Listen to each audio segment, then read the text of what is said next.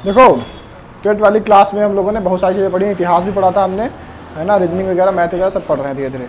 अभी इतिहास में अगर बात करें तो इतिहास में हमने जो भी चीज़ें देखी तुम लोगों को पता है ना, हम लोग लगभग मिडिवल हिस्ट्री तक ख़त्म कर चुके हैं, है ना, मुग़लों का पूरा ख़त्म कर चुके हैं। अभी अंग्रेज़ों का स्थापित कैसे यहाँ पे होगा वो हम देख रहे थे, है ना, हिंदुस्तान में कैसे अंग्रेज़ आना स्टार्ट हुए, कैसे स्थापित होने लगे, वो सारी चीज़ देख रहे थे, है ना। तो ये तो देख लिया था, आप तो गए ही थे अंग्रेज़ हिंदुस्तान में, है ना। अब कैसे कैसे अपना वर्चस्व बढ़ा रहे थे हम लोग, ये देख रहे थे, है ना। आज तुम लोगों की जनसंख्या बहुत कम है तो क्या तुम्हारा वर्चस्व बढ़ेगा?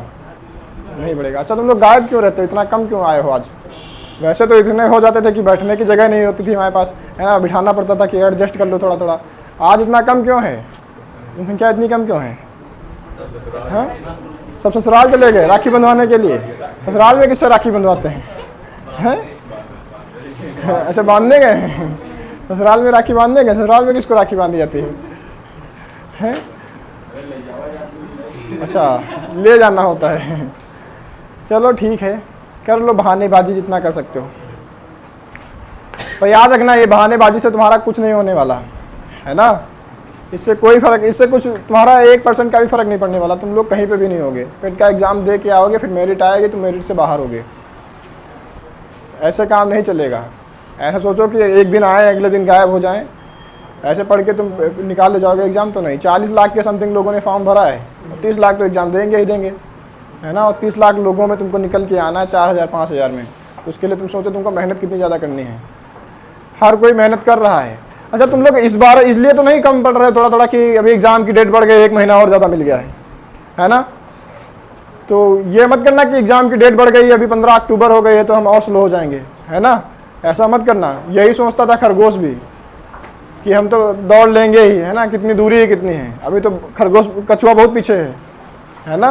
तो मत सोचना कछुआ चल रहा है अभी भी, तुम बैठ गए हो, है ना। ये ना सोचना कि हम तो रोज़ पढ़ने जा ही रहे हैं, घर में भी पढ़ रहे हैं तो हमारा निकल जाएगा, बीच में छुट्टी में मार देते हैं 1-2 दिन।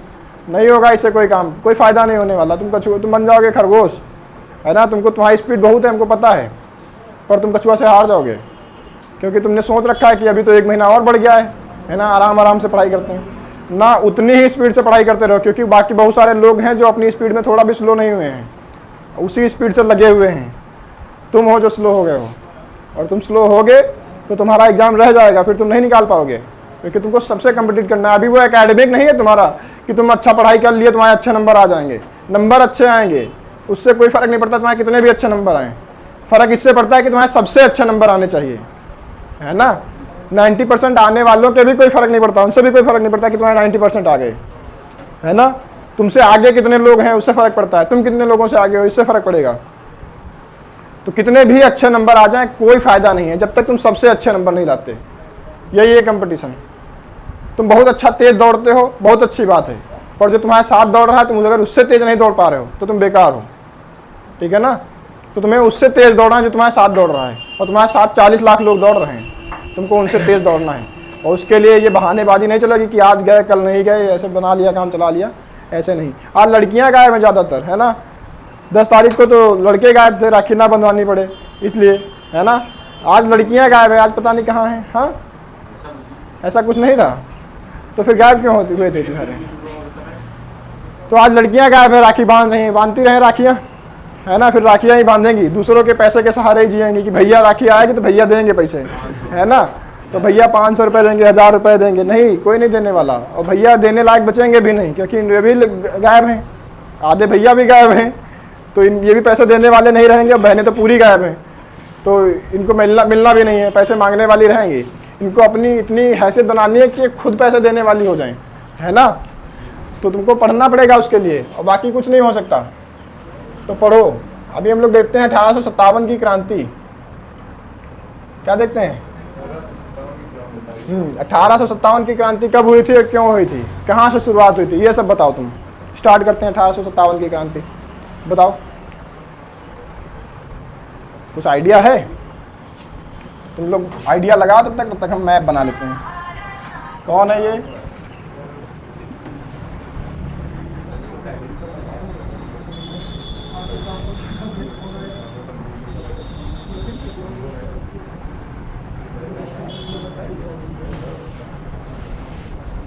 बताओ बताओ, अभी तुम लोग शांत बैठने को नहीं बोला है, बताए हमने कहा है कि बताओ, हमने यही तो कहा कि बताओ, और बताने का मतलब होता है बताना है। हाँ, मंगल पांडे वाला, मंगल पांडे वाला क्या? मंगल पांडे, पहली बात तो हम यही पूछते हैं कि मंगल पांडे से तुमको लगता है कि 1857 की क्रांति मंगल पांडे से स्टार्ट हुई थी? हाँ, 1857 की क्रांति के स्टार्ट होने का कारण क्या था? केवल मंगल पांडे कारण थे, इतना था। मंगल पांडे एक कारण थे, है ना। मंगल पांडे मतलब सैनिक विद्रोह, अकेले मंगल पांडे नहीं, बहुत सारे सैनिकों का विद्रोह, है ना। शुरुआत मंगल पांडे ने कर दी सैनिकों में, तो सैनिक विद्रोह एक है, केवल सैनिक विद्रोह ही 1857 की क्रांति का कारण नहीं है। अगर 1857 की क्रांति का कारण पूछा जाए तुमसे, है ना, तो कारण केवल सैनिक विद्रोह नहीं है। हालांकि सैनिक विद्रोह एक कारण है ना, पर केवल सैनिक विद्रोह के कारण ही इतनी बड़ी क्रांति हो जाएगी। तुमको पता है मंगल पांडे ने क्यों किया था विद्रोह? क्योंकि कारतूस में चर्बी लगी हुई थी और उसको मुंह से काटना पड़ता था, और मंगल पांडे तो पंडित आदमी थे, है ना। उनको जबरदस्ती ऐसा पहले कटवा दिया बेवकूफ़ बना करके कि हाँ इसमें कुछ नहीं है। मंगल पांडे ने काटा, चलाया, फिर बाद में उनको पता चल गया कि इसमें चर्बी लगी हुई है, फिर वही काट के जिसने कहा था उसी को उड़ा दिया, कहा कि चलो, है ना। तो क्या बस यही इतना ही कारण था? बस इतनी चर्बी लगी थी, इसी वजह से इतनी बड़ी क्रांति हो जाएगी? इतना, बस इतना ही काफी है। इतना सैनिकों ने विद्रोह किया। मंगल पांडे किस इन्फेंट्री के थे? मंगल पांडे थे कहाँ के? चलो मंगल पांडे के बारे में जान लेते हैं। मंगल पांडे कहाँ के थे? बैरकपुर छावनी के मंगल पांडे रहने वाले थे। पूछ रहे मंगल पांडे थे कहाँ के? मंगल पांडे बलिया के थे। कहाँ के थे? बलिया। बलिया उत्तर प्रदेश में पड़ता है, सबसे पूर्वी जिला है बलिया। उत्तर प्रदेश का सबसे पूर्वी जिला कौन सा है? बलिया है। इससे इसका बॉर्डर सटा हुआ है बिहार से, है ना। उत्तर प्रदेश और बिहार के बॉर्डर पे पड़ता है बलिया। बलिया उत्तर प्रदेश में ही पड़ता है। यहीं के रहने वाले थे मंगल पांडे। अब ये देखो, अगर मान लेते हैं ये उत्तर प्रदेश है, यहाँ पे बलिया है, इधर उत्तर प्रदेश इधर बिहार, इसके बॉर्डर पे है बलिया, ठीक है ना। तो यहाँ के रहने वाले कौन थे? मंगल पांडे। इनकी ड्यूटी लगी थी इधर बंगाल में। यहाँ से कहाँ आए थे? बंगाल। बंगाल इधर है, तो इधर इनकी ड्यूटी लगी हुई थी। बंगाल में कहाँ पे इनकी ड्यूटी लगी हुई थी? बैरकपुर में। कहाँ पे लगी हुई थी? बैरकपुर में। बैरकपुर कहाँ पे है?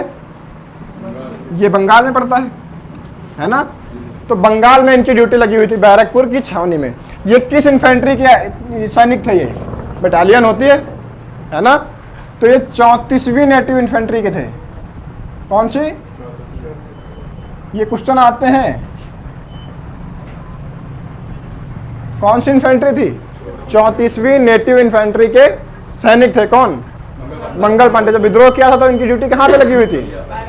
अरे बलिया के तो रहने वाले थे, बैरकपुर में इनकी ड्यूटी लगी थी। यहाँ के रहने वाले थे और इनकी ड्यूटी यहाँ पे लगी हुई थी, है ना। अब यही कारण हो गया, सैनिकों में हो गया विद्रोह, है ना। और सैनिकों में विद्रोह होने के बाद में बाकी भी सेना में हो जाएगा विद्रोह, पूरे सैनिक एक साथ हो जाएंगे। होंगे कि नहीं होंगे? सबको तो वही दिक्कत थी ना। शुरुआत एक बंदे ने कर दी, पर दिक्कत सबको थी कि चर्बी वाले कारतूस यूज करने में सबको समस्या थी। तो एक बंदे ने स्टार्ट किया, बाकी सबको समस्या हो रही थी, तो सबने भी स्टार्ट कर दिया, है ना। अच्छा, अब यहाँ पे जो ये बवाल हुआ, यहाँ पे लोगों ने ऐसा प्लान बनाया कि हम लोग पूरा ये जो क्रांति करेंगे एकजुट होकर के एक साथ में करेंगे। ऐसा नहीं कि एक अभी कर रहा है एक कभी करेगा, ऐसे नहीं। पूरा प्लान बनाया कि हम लोग 30 मई को ये पूरी क्रांति करेंगे, 30 मई 1857, है ना। लेकिन आपस में संचार की व्यवस्था अच्छी थी नहीं, उस समय टेलीफोन उतना थे नहीं, तो आपस में संचार अच्छे से ना हो पाने के कारण अच्छा तालमेल नहीं बन पाया, जिससे 10 मई, कब? 10 मई 1857 को ही मेरठ में विद्रोह हो गया। कहाँ पे विद्रोह हो गया? मेरठ। यहाँ पड़ता है उत्तर प्रदेश में, इधर सबसे लास्ट में, इधर साइड में, है ना। इसके आसपास दिल्ली है, ये दिल्ली है। मेरठपुर से दिल्ली की दूरी बहुत कम है ना। तो इधर मेरठपुर में बवाल कर दिया सैनिकों ने। कब? 10 मई 1857 को। अगर तुमसे पूछा जाए सबसे पहले क्रांति कहाँ से स्टार्ट हुई, तो मेरठ से शुरुआत हुई है। यहाँ से शुरुआत नहीं हुई है, यहाँ पे केवल मंगल पांडे ने उड़ा दिया था एक आदमी को। पर क्रांति का मतलब ये नहीं था किसी एक आदमी को मार दिया क्रांति चालू हो गई। क्रांति और आंदोलन में अंतर पता है? क्रांति क्या होती है और आंदोलन क्या होता है? बताओ। पता तो है, मुंडी तो हिलाया था ऐसे, बताओ। देखो आंदोलन वो होता है जो किसी एक छोटी सी मांग के लिए किया जाए, लोग सड़कों पे आ जाएं, वो क्या होता है? आंदोलन होता है। मांग करते हैं सरकार के खिलाफ, धरना प्रदर्शन करते हैं, वो आंदोलन हो जाता है किसी एक विशेष प्रकार की छोटी मांग के लिए, है ना। और क्रांति क्या होती है? जब यही आंदोलन बहुत बड़ा रूप ले ले, है ना, और उसके बाद में फिर बहुत बड़े परिवर्तन होते हैं। फिर छोटी सी मांग पूरी होने के लिए नहीं होती है क्रांति। क्रांति होती है पूरे समाज में बहुत बड़ा परिवर्तन लाने के लिए। तब जब जिस आंदोलन के बाद में पूरे समाज में बहुत बड़ा परिवर्तन आ जाए, उसको कहते हैं क्रांति, है ना। तो क्रांति का लेवल बहुत बड़ा होता है। आंदोलन छोटे छोटे होते हैं, जैसे तुमने देखा भी किसान आंदोलन, क्या वो क्रांति थी?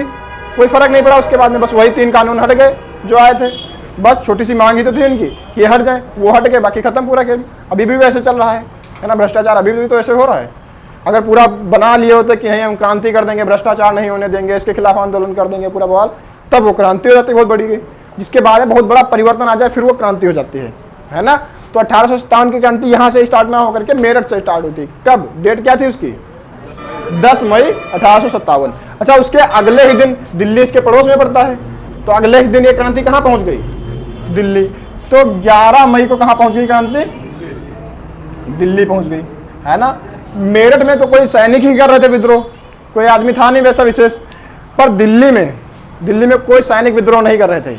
यहाँ पे विद्रोह करने लगे जो यहाँ के सुल्तान थे। सुल्तान कौन था उस समय? 1857 के आसपास सुल्तान कौन था दिल्ली में? बहादुर शाह जफर। कौन था दिल्ली का नेतृत्व? कौन कर रहा था? बहादुर शाह। भूल गए क्या? भूल गए? मुगल पढ़ाया था इतनी डिटेल में, सबसे आखिरी बादशाह था ये, है ना, बहादुर शाह जफर, याद होगा। तो दिल्ली में नेतृत्व कौन कर रहा था? तुमने तो कहा था ये सैनिक विद्रोह था। बहादुर शाह जफर क्या सैनिक था वो? फिर कैसे ये आ गया? अभी तुमने कारण बताया था कि कारण क्या था? सैनिक विद्रोह 1857 की क्रांति का। इसको क्या समस्या थी? इसको कौन सा चुल्ल मची थी कि यहाँ पे आए लड़े चल के? बताओ। कि केवल सैनिक विद्रोह कारण था? केवल सैनिक विद्रोह कारण होता तो क्या ये आता? नहीं आता। उसको क्या फर्क पड़ता था, है ना। दूसरा कारण था, एक तो हो गया सैनिक विद्रोह, अगला कारण था पेंशन भोगियों की पेंशन समाप्त कर दी गई थी, यही तो था।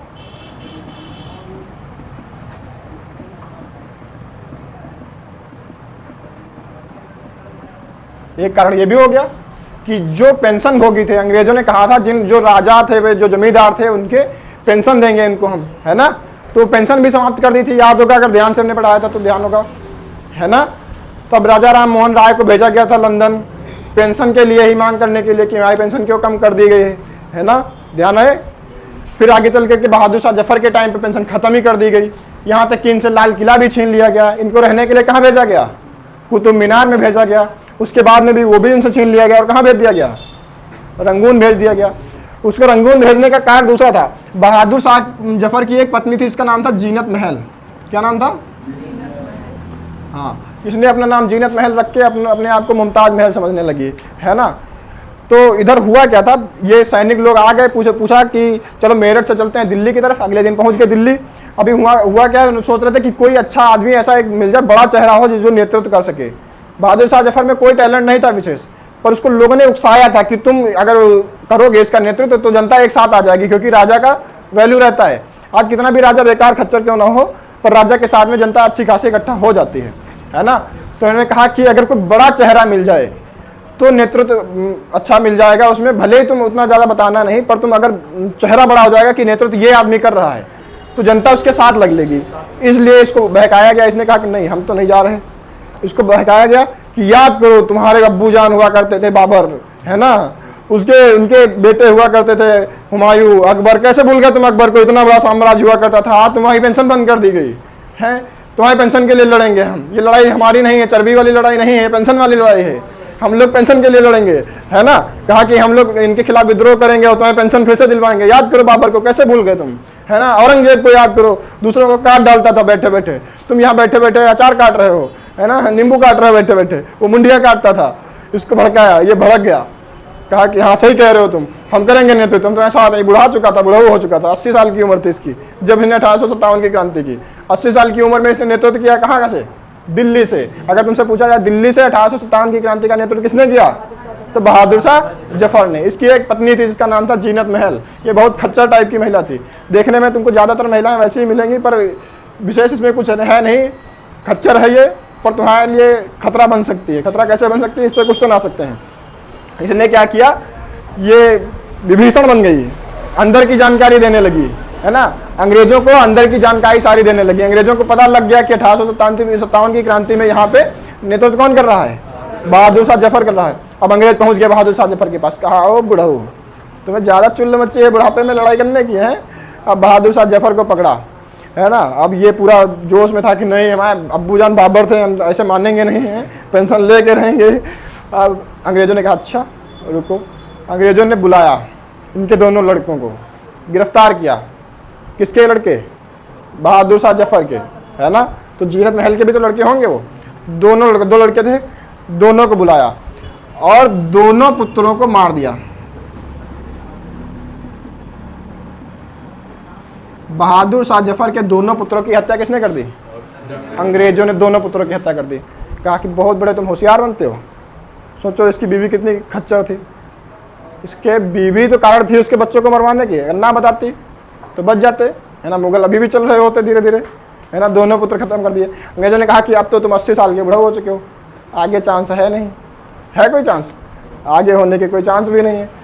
अब इनको दोनों को भेज दिया कहाँ, याद होगा तो बताया था रंगून में। कहाँ भेजा था, रंगून में, इधर म्यांमार में पड़ता है रंगून, तो कहाँ भेजा इनको, रंगून में भेज दिया। बहादुर शाह जफर कहाँ चला गया, रंगून चला गया, और यहीं इसकी क्या हो गई, मृत्यु हो गई। मृत्यु कब हुई, 1862 में। 1862 में इसकी मृत्यु हो गई।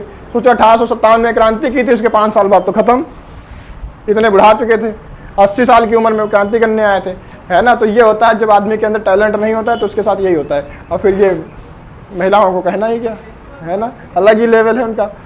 तो समझ रहे हो, ऐसा सिस्टम हुआ था। तो दिल्ली में नेतृत्व किसने किया था, बहादुर शाह जफर ने किया था, है ना। इनके दोनों ही बच्चों को मार दिया गया था और बहादुर शाह जफर को रंगून भेज दिया गया था। और बहादुर शाह जफर की कब्र कहाँ पे बनी हुई है, रंगून में बनी हुई है। क्या अच्छा 2 ही कारण थे, यही 2 कारण बहुत मेन थे कि पेंशन खत्म कर दी गई पेंशन भोगियों की, और सैनिकों का चर्बी वाली कारतूस दी गई सैनिकों को। क्या बस यही 2 कारण काफ़ी हैं 1857 की इतनी बड़ी क्रांति होने के लिए, है ना। क्या इतने में काम चल जाएगा, फिर जमींदार लोग क्यों आएंगे इसमें। तुमको पता है यहाँ बिहार में एक जगह पड़ती है, इसका नाम है जगदीशपुर। क्या जगह है, बिहार में एक जगह पड़ती है जगदीशपुर, है ना, जगदीशपुर जगह पड़ती है। अब जगदीशपुर में एक जमींदार थे जिनका नाम था वीर कुंवर सिंह। क्या नाम था,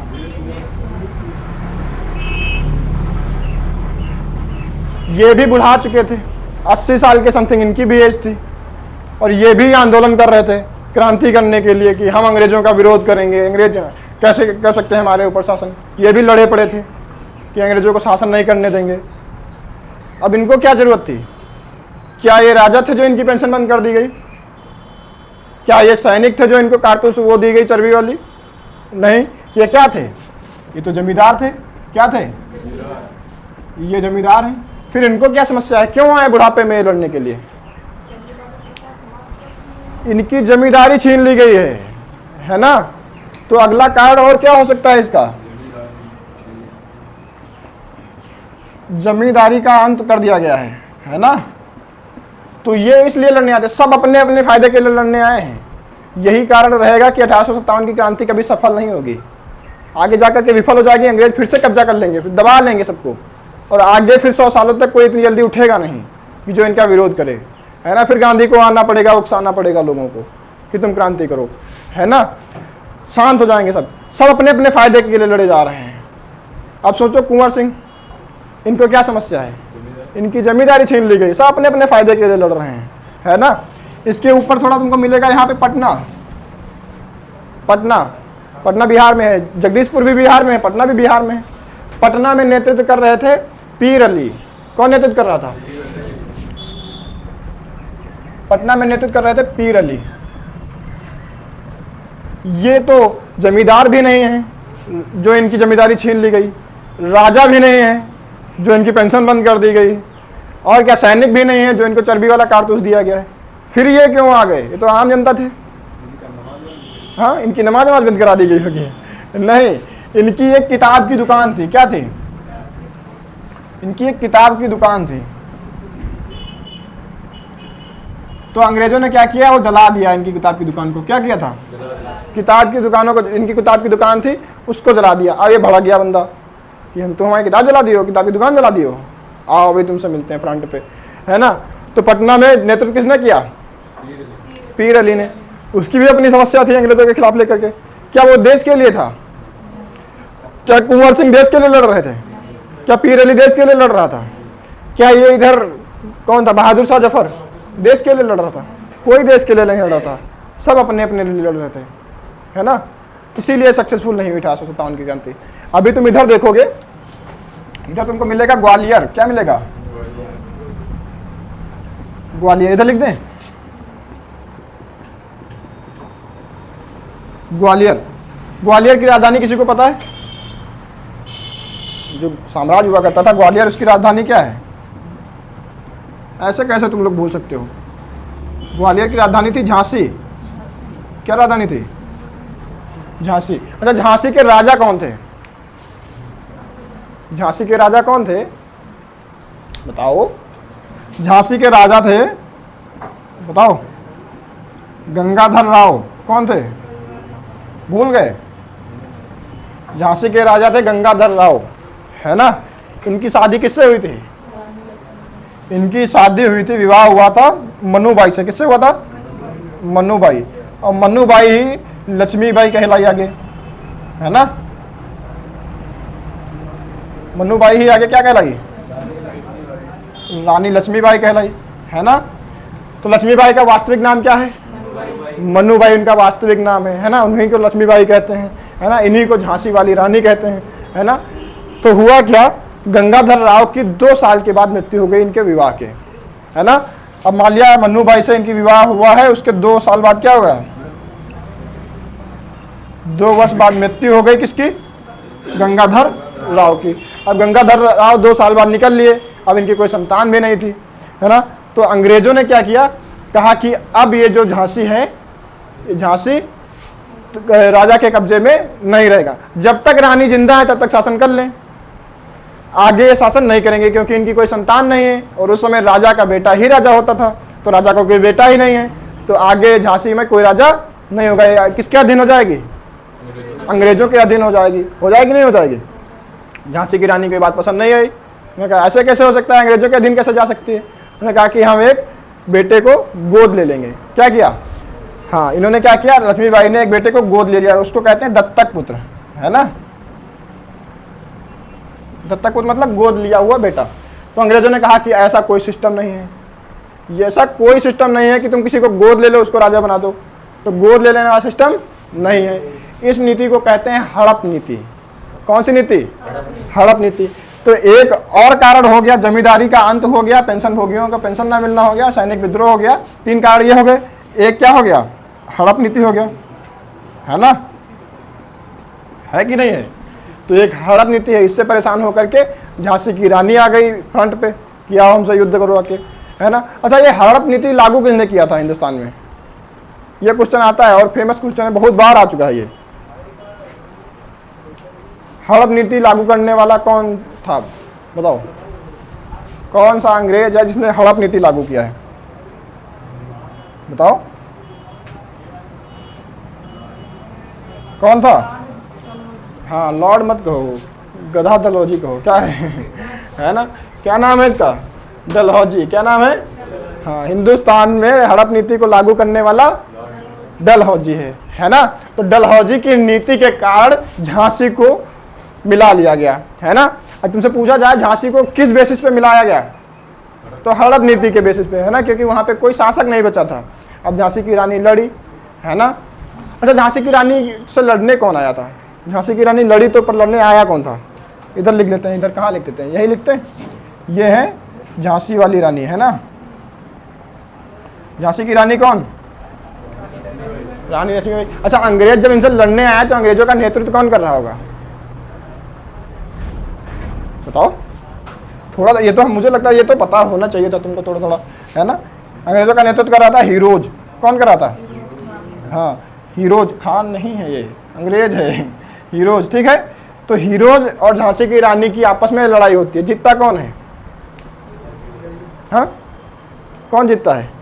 खूब लड़ी मर्दानी वो तो झांसी वाली रानी थी, बुंदेलो हर बेलो के मुंह हमने सुनी कहानी थी। तो तुम जब बीच में देखोगे तो उसमें दिखता है थी, मतलब गई। झांसी की रानी क्या थी? वो हारी होंगी, है ना, तभी तो थी, नहीं तो होती, है ना। जीता कौन? हीरोज जीत गया, है ना। तो यहाँ पे हीरोज आया था झांसी में विद्रोह को दबाने के लिए। अगर तुमसे पूछा जाए कि झांसी के विद्रोह को दबाने के लिए कौन गया? हीरोज। झांसी से 1857 की क्रांति का नेतृत्व कौन कर रहा था? रानी लक्ष्मीबाई, झांसी की रानी, मनुबाई। कोई ऑप्शन हो तुम लगाओ, है ना। क्वेश्चन यही तो सब बनेंगे, और क्या क्वेश्चन घर से बना के लाएंगे? यही शायद तो होंगे। तुमसे पूछा जाएगा कि 1857 की क्रांति में जगदीशपुर बिहार से कौन नेतृत्व कर रहा था? वीर कुंवर सिंह। कारण क्या था वीर कुंवर सिंह का? जमींदारी खत्म कर दी गई थी, उनसे छीन लिया गया था, है ना। अभी तुमसे यही सारी चीजें तो पूछी जाएंगी, है ना। अच्छा, तुमसे अगर पूछ लिया जाए कि बिहार में जो जगदीशपुर है वहां पे इस विद्रोह को दबाने के लिए कौन गया था? बताओ। बिहार में जो जगदीशपुर है वहां पे विद्रोह को दबाने के लिए कौन गया था? जैसे झांसी में गया लीग, वो झांसी में गया हीरोज, तो वहां पे कौन गया होगा? जगदीशपुर में, जगदीशपुर में गया ली ग्रांट। कौन गया? यहां पे गया था ली ग्रांट। अब ली ग्रांट और वीर कुंवर सिंह की हुई लड़ाई, है ना। दोनों की सेनाएं आपस में लड़ रही हैं, कौन जीतेगा? कौन जीतेगा? लगाओ, तुक्का ही तो लगाना है। दो ही लोग हैं, एक तुक्का लगाओ, हो सकता है ली ग्रांट। कोई इधर वाले हो, कोई इनको जिताओ, कोई नाम इनका वीर कुंवर सिंह है, वीर है, जिताओ, कोई जिताएगा? हाँ, तुम्हारी तरफ से वीर कुंवर सिंह जीतेंगे, और कोई वीर कुंवर सिंह को जिता रहा है? एक तो 80 साल के बूढ़े हो चुके हैं, है ना, है कि नहीं है। दूसरे हैं तो जमींदारी, कौन सा बहुत बड़े राजा हैं, है ना, तभी भी जिताओगे।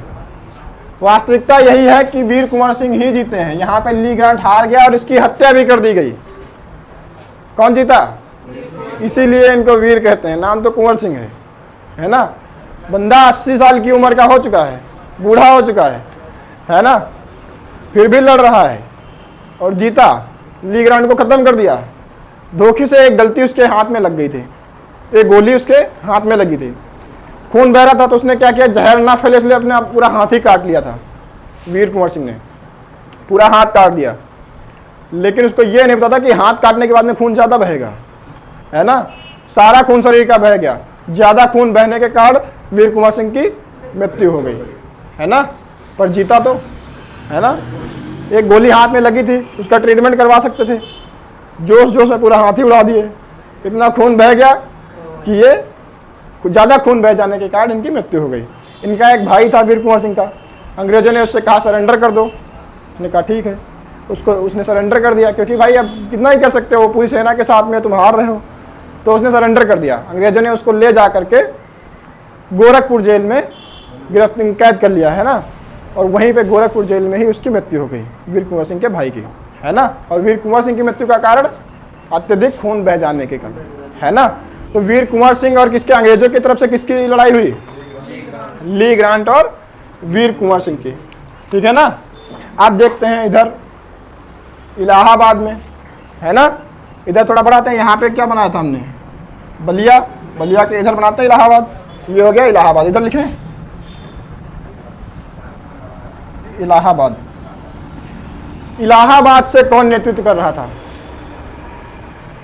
इलाहाबाद से तो भी क्रांति हुई थी, तो यहाँ पे जो नेतृत्व कर रहा था उसका नाम था लियाकत अली। क्या नाम था? लियाकत अली। अब ये बंदा इतना ज़्यादा आक्रोश में आ गया उस समय। अच्छा, तुमको पता है कि वायसराय कौन था? जब ये 1857 की क्रांति हुई थी तो 1857 के समय में वायसराय कौन था? लिनलिथगो। और कोई बताओ? कैनिंग। कौन था? लॉर्ड मत कहा करो, हमको अच्छा नहीं लगता है ना। कैनिंग कहो, तुम लॉर्ड की जगह खच्चर कैनिंग कहोगे तो भी मुझे अच्छा लगेगा, है ना। तो कौन था उस समय वायसराय? कैनिंग था, है ना। तो कैनिंग वहां पे क्या हुआ, दिल्ली में इधर बवाल हो गया, क्योंकि इधर दिल्ली में कौन था? बहादुर शाह जफर। इधर बवाल कट गया था पूरा से, एक साथ आ गए थे सभी लोग, है ना।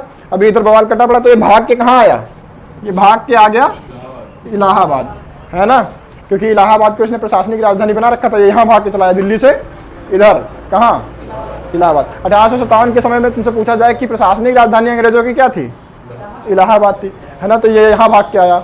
अब यहाँ पे इसका नेतृत्व कौन कर रहा है, ये भाई साहब छोटे मोटे टाइप के आदमी नहीं थे, है ना। इन्होंने पूरा ऐसे पैम्पलेट छपवा दिए, कहा कि जो कैनिंग को मारेगा उसको 50,000 रुपए का इनाम दिया जाएगा। कितना इनाम, हाँ 50,000 का इनाम किसने रखा, लियाकत अली। कहा कि जो कैनिंग को मारेगा उसको 50,000 का इनाम मिलेगा। ये भाई साहब भाग के यहाँ आए थे बचने के लिए, और इधर ही इनका मैटर फंस गया कि इधर अब ये जान बचाते घूम रहे हैं कि इधर इनको कौन देखेगा। तो इन्होंने क्या किया कि एक अपने सेनापति को भेजा, कहा कि तुम जाओ वहाँ पे ये मैटर संभालो जाके। किसको भेजा, एक अलग सेनापति था, जैसा यहाँ पे भेजा था किसको, कहाँ गया, जगदीशपुर में ली ग्रांट को भेजा था, है ना। और इधर ग्वालियर में भेजा था हीरोज को। इधर इलाहाबाद में किसको भेजा,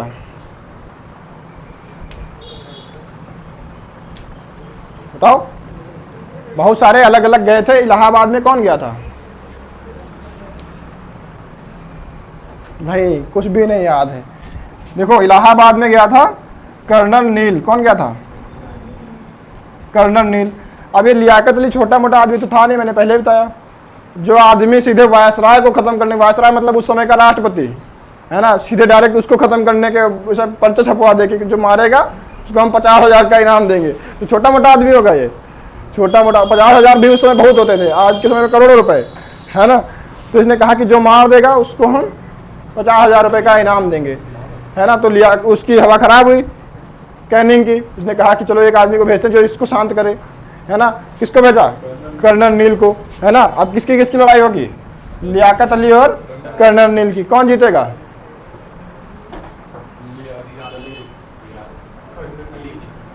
बताओ। तो कई तो लगाना है, नील जीतेगा। और कोई इसको जिताओ, 50,000 रुपए का इनाम भी तो दे रहा है। दो लोग, तीसरा तुम भी, और लियाकत अली। केवल एक ही फैन है कर्नल नील का, हाँ कर्नल नील का एक ही। ये गया, ये हार गया और इसकी भी मृत्यु हो गई। अगर तुमसे पूछा जाए किन लोगों की मृत्यु हुई है 1857 की क्रांति में, तो अंग्रेजों की तरफ से कर्नल नील की भी मृत्यु हो गई है और ली ग्रांट की भी मृत्यु हो चुकी है ना। तो दो लोग ये निकल चुके हैं। जीता कौन, अरे इस वाले में बताओ, इलाहाबाद में लियाकत अली जीत गया। अच्छा हुआ तो हमारे यहाँ भी था, इधर ये पड़ता है अवध, है ना, यानी लखनऊ। लखनऊ, अब लखनऊ में भी क्रांति हुई थी। लखनऊ में क्रांति का नेतृत्व किसने किया था, यहाँ लिख लें, लखनऊ। लखनऊ से इस क्रांति का नेतृत्व किसने किया था, तो बेगम हजरत महल, है ना। कौन थी, अच्छा इतनी बड़ी क्रांति का नेतृत्व कर रही थी, माना कि वो खच्चर थी, है ना, सोना ना सुखवाती थी, वो अलग बात है ना। पर नेतृत्व क्या, क्यों नेतृत्व इतने बड़े आदमी का चाहिए होता है, क्योंकि जब चेहरा बड़ा होता है तो लोग उसके साथ में जल्दी आ जाते हैं, है ना। और वैसे ही देखो, जैसे क्या बताएं कि तुमने देखा होगा कि बहुत सारे टीचर ऐसे होते हैं जिनके पास बहुत सारे स्टूडेंट होते हैं, है ना, उनके पास बिठाने की जगह नहीं होती है।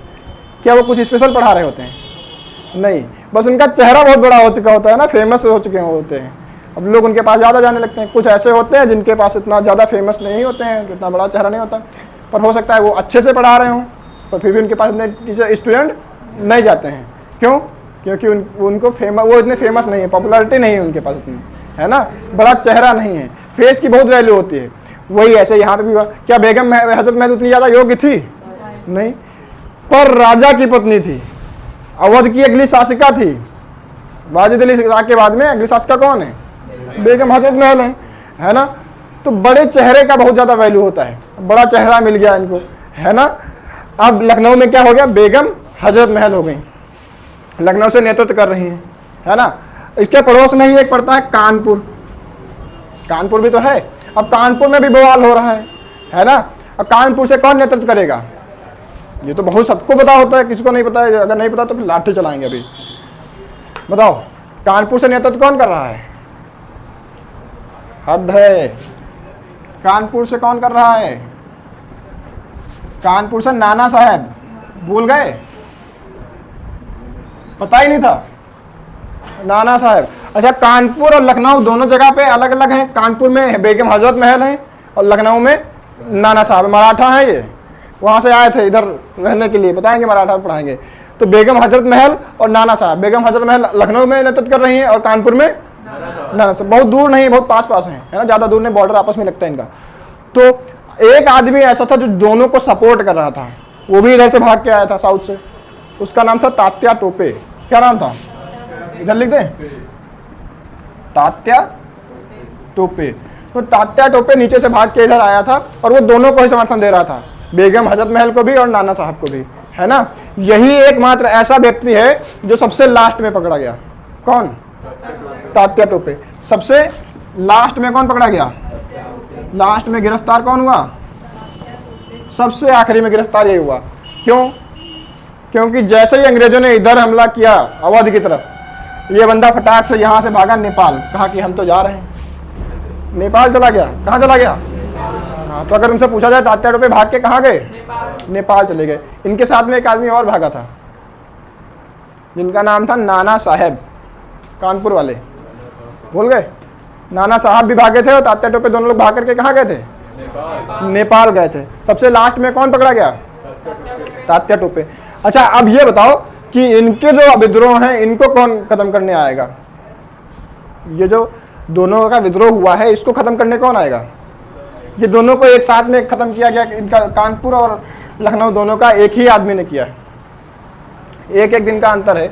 लखनऊ वाला 4 जून को, कानपुर वाला 5 जून को। बताओ, नाम था कैंपवेल। क्या नाम था? कैंपवेल। कैंपवेल ने लखनऊ के और कानपुर के दोनों ही विद्रोहों को अकेले शांत कर दिया। 4 जून को उसने लखनऊ का शांत किया, भाग गया तात्या टोपे। फिर 5 जून को पहुंच गया कानपुर, वहां से नाना साहब भी फरार, है ना। दोनों लोग भाग गए और कानपुर और लखनऊ के नेतृत्व को, लखनऊ के विद्रोह को किसने शांत करा दिया? तो कैंपवेल ने। अच्छा, इधर मेरठ वाला हमने छोड़ दिया था और दिल्ली वाला। दिल्ली वाला तो तुमने देखा, दिल्ली वाला किसने खत्म किया? दिल्ली वाला बताया था? नहीं बताया? इधर तुमको बताया ही नहीं किसने किया था। तो दिल्ली और मेरठ दोनों का ही एक ही आदमी ने किया था शांत। एक नहीं, 2 थे, दोनों साथ साथ में चलते थे, है ना। तो दोनों को एक साथ, दोनों को खत्म किया एक ही व्यक्ति ने, है ना। दोनों अलग 2 व्यक्ति थे पर साथ में रहते थे। नाम था निकलसन। एक व्यक्ति था निकलसन, दूसरे का नाम था हडसन। क्या नाम था? निकलसन और हडसन ने मेरठ के विद्रोह को शांत किया और दिल्ली के विद्रोह को भी शांत किया। साथ ही साथ बहादुर शाह जफर के दोनों बेटों को मार दिया और बहादुर शाह जफर को म्यांमार भेज दिया। म्यांमार में रंगून में वो वहां पे उसकी 1862 में मृत्यु हो गई। और अभी अगर तुमसे पूछा जाए बहादुर शाह जफर का मकबरा कहाँ पे बना हुआ है? रंगून में बना हुआ है, म्यांमार में बना हुआ है, ठीक है ना। म्यांमार कहाँ, रंगून कहाँ है? म्यांमार में ही तो है ना। अच्छा, बहादुर शाह जफर के 2 मकबरे बने हुए हैं। एक तो रंगून में बना हुआ है, एक हिंदुस्तान में है, दिल्ली में, है ना। उसका नाम है हयाती मकबरा। हयाती मकबरा समझते हो? नहीं। देखो, हयाती मकबरा ऐसा होता है जो खाली होता है। पहले से उसने अपनी मकबरा बनवा रखा था कि हम मरेंगे तो हमको इसमें पैक करना है ना। लेकिन मरा बेचारा वहाँ रंगून में, वहाँ से यहाँ कौन लाता है इनको? तो अभी वो खाली पड़ा है। तो ऐसा कोई भी मकबरा जो खाली रहता है उसको कहते हैं हयाती मकबरा, है ना। तो अभी वो कहाँ पे है? दिल्ली में है। किसने बनवाया था अपने जीते जी अपना मकबरा? किसने बनवाया? बहादुर शाह जफर ने। तो ये सारा समझ में आया 1857 की क्रांति, है ना। इतना छापोगे? छापो। देखो, 1857 की क्रांति इतनी भीषण हो चुकी थी कि अंग्रेज सब प्रताड़ित हो चुके थे। चारों तरफ से पूरा उत्तर भारत में, पूरे भारत में फैल चुका था। इधर बंगाल से लेकर के इधर दिल्ली तक पूरे भारत में पूरा बवाल मचा हुआ था। सब अपने अपने जगह पे विद्रोह कर रहे थे। बहुत ज़्यादा तोड़फोड़ हुई थी। अंग्रेज एक बार डर चुके थे कि हाँ, अगर ये लोग विद्रोह करने पे उतर आएंगे तो बहुत बड़ा बवाल मचा देंगे। मार काट भी हमने बहुत की थी, है ना। बहुत सारे अंग्रेजी सैनिकों को हमने मारा भी, है ना। बहुत सारे सेनापतियों को भी हमने मारा। उनको पता है कर्नल नील के बारे में, है ना। तो ये सारी चीज़ें हुई। तो अंग्रेज एक बार डर चुके थे।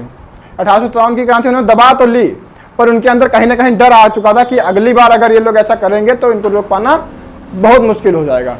तो ये बात पहुंच गई ब्रिटेन में, उनकी संसद में, कि वहाँ पे इतना बड़ा बवाल हो चुका है 1857 की क्रांति में। तो वहाँ पे जो रानी थी वहाँ की विक्टोरिया, उन्होंने कहा कि एक आयोग का गठन किया जाता है। किस आयोग का? एक ऐसा आयोग जो इसकी जांच करेगा कि इसका कारण क्या था, 1857 की क्रांति हुई क्यों थी, क्या कारण था, और इसको दबाया कैसे जा सकता है, कैसे अगली बार ना हो, ये सब कैसे किया जा सकता है। इसके लिए एक आयोग बनाया गया जिसका नाम था पील आयोग। क्या बनाया गया? पील आयोग। पील आयोग का गठन क्यों किया गया? 1857 की क्रांति की जांच करने के लिए कि हुआ क्यों था, इसका कारण क्या था, और अगली बार कैसे ना हो ये जानने के लिए, है ना। तो पील आयोग चला, लगभग साल भर तक उसने ये सब देखा, और फिर उसके बाद में उसने निर्णय अपना सुनाया कि ये 1857 की क्रांति होने का एकमात्र कारण ये था कि अंग्रेजी जो कंपनी थी, जिसको कहते हैं ब्रिटिश ईस्ट इंडिया कंपनी, उसकी गलत नीतियों के वजह से 1857 की क्रांति हुई थी। सारी नीतियां उसी के ही तो थी। हमारे यहाँ क्या डायरेक्ट राजा रूल कर रहा था अंग्रेज ब्रिटेन का? नहीं, वही कंपनी तो रूल कर रही थी, है ना। मान लेते यहाँ से हम भेज दें श्रीलंका अपने यहाँ की रिलायंस को, है ना। अब रिलायंस को भेज दें, अब रिलायंस से कहें कि सारी पावर तुम्हारे पास है, वहाँ पे जाकर के पूरा देखना और हमको टैक्स भेजते रहना इधर। अब रिलायंस जाकर के श्रीलंका पूरा कब्जा कर ले, है ना। तो नीतियाँ किसकी होंगी खराब? रिलायंस की खराब होंगी या हमारे देश की सरकार की खराब होंगी? रिलायंस की खराब होंगी, है ना। तो यही जानकारी पहुँचेगी हमारे सरकार के पास, वैसे ही जानकारी वहाँ के संसद के पास पहुँची, ब्रिटेन की उनके पास पहुँचा। तो ये बताया गया, पील आयोग ने अपना प्रस्ताव रखा, कहा बताया उसमें कि जो ब्रिटिश ईस्ट इंडिया कंपनी है उसकी गलत नीतियों के कारण ये विद्रोह हुआ था, है ना। और उन्होंने बताया कि इसको रोका कैसे जा सकता है, अगली बार ये 1857 की जैसी ही दूसरी क्रांति ना हो, तो इसको रोका कैसे जा सकता है। तो उन्होंने कहा कि वहाँ पे दो प्रकार के ऐसे लोग हैं जो उकसाते और मारते बहुत हैं, है ना। उन्होंने कहा कि उनकी सेना में भर्ती बंद कर दी जाए, है ना। किसकी सेना में भर्ती बंद कर दिया है? जो दो प्रकार के अलग प्राणी हैं उनको बंद किया जाए। यही सबसे ज़्यादा आगे रहते हैं। पूरी 1857 की क्रांति में यही दो लोग मिलकर के पूरा बवंडर मचा रखे हैं, है ना। तो उन्होंने कहा कि ये दो जातियों के लोग नहीं होने चाहिए, है ना। सेना में भर्ती से रोक कर दिया गया, है ना। सेना में भर्ती से रोका किसको किसको गया? एक तो कहा कि ब्राह्मणों को नहीं लेना है। क्यों? क्योंकि कहते हैं ना कि ब्राह्मण लोग दिमाग बहुत लगाते हैं, है ना, दिमाग दौड़ाते रहते हैं इधर उधर। तो कहा कि अगली बार सेना में ब्राह्मणों को तो बिल्कुल नहीं लेना है। ये लोग लड़ते नहीं हैं, उकसाते बहुत हैं, दूसरे कान बहुत भरते हैं, है ना। ये भरते रहते हैं, पता नहीं कहाँ कहाँ से पोथी पत्र वाला ज्ञान ला ला करके भर देते हैं दूसरे लोगों को। और इसी में एक दूसरी जाति है जो बहुत जल्दी उकस जाती है और मारने के लिए तैयार हो जाती है। अगली जाति कौन है? राजपूत। कहा कि ये उकसा देते हैं और ये लेके आ जाते हैं तलवार वलवार मारने के लिए, है ना। इन दोनों की भर्ती पे रोक लगाई जाए, है ना। ब्रिटिश सेना में इन दोनों को भर्ती होने से रोका जाए। तो कहा कि ठीक है, इन दोनों की भर्ती नहीं होगी। कहा कि यही लोग हैं जो बवाल की जड़ हैं, इन्हीं की वजह से सारा बवाल होता है ना। कहा कि एक उकसा देता है, दूसरा मारने पे तैयार हो जाता है। कहा कि अब जब इनको भरेंगे नहीं तो हमको तो योद्धा चाहिए ना, जो लड़ने के लिए तैयार हो, सेना में तो वही चाहिए। अब वो हम कहाँ से लाएंगे?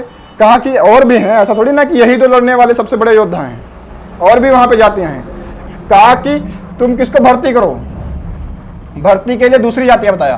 कहा कि एक पठान होते हैं, मुसलमानों में पठान होते हैं। कहा लड़ने के लिए ये भी बहुत आगे होते हैं, पर इनमें दिमाग नहीं होता है ना। इनको भरो, इनको तुम अपने हिसाब से चला लेना, जैसे तुम चाहोगे वैसे चलते रहेंगे ये। कहा कि पठानों को भर्ती करो।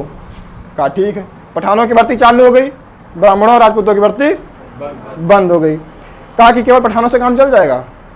अगर बाई चांस भड़क गए मुसलमान किसी बात पे तो ये तो सब पूरे पूरे पठान होंगे, तो फिर इनको कौन रोकेगा? कहा एक और हैं, छोटे छोटे होते हैं, है ना, बहुत शांत रहते हैं, लेकिन जब भड़कते हैं तो बहुत खतरनाक हो जाते हैं, है ना, नेपाल में पाए जाते हैं। कहा वो कौन है? कहा वो गोरखा है। कौन है? गोरखा।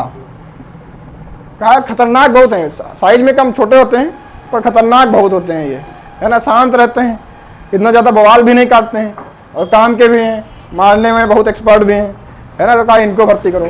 तो किनकी भर्तियाँ बंद हो गई? ब्राह्मणों और राजपूतों की भर्तियां बंद हो गई 1857 की क्रांति के बाद में। और किनकी भर्तियां चालू हो गई? पठानों और गोरखाओं की भर्तियां चालू हो गई। अच्छा, फिर जब ये बात पहुंची रानी विक्टोरिया के पास में, तो 1 नवंबर 1858 में, अगले साल, उन्होंने एक पत्र भेजा। कब भेजा? 1 नवंबर 1857 में क्रांति हुई थी। 1858 में एक पत्र भेजा, है ना, किसका पत्र? विक्टोरिया का। किसका पत्र? विक्टोरिया का पत्र। विक्टोरिया कौन है? ब्रिटेन की महारानी है ना, तो इनको महारानी विक्टोरिया कहेंगे, है ना।